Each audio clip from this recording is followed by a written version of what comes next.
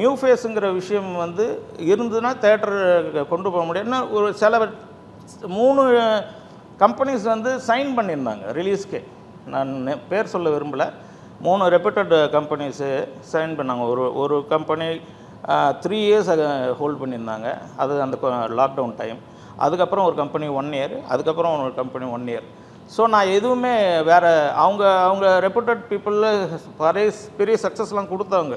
So எப்படியோ கொண்டு போய் நம்ம படத்தை சேர்த்துடணும், அதுதான் முக்கியன்ட்டு நானும் வெயிட் பண்ணி ஒரு பாயிண்டில் தான் அது பிரேக் பண்ணிவிட்டு நானே வந்து ரிலீஸ் பண்ணிடலாம் அப்படின்னு சொல்லிட்டு ப்ரொடக்ஷன் பாயிண்ட்டே நான் அப்படி தான் வந்தேன். நோ அதர் கோன்ற ஆப்ஷனில் தான் நியூ ஃபேஸ் வச்சு பண்ண யாரும் தயார் இல்லைன்றப்ப தான் நானே ப்ரொடியூசர் ஆனேன்.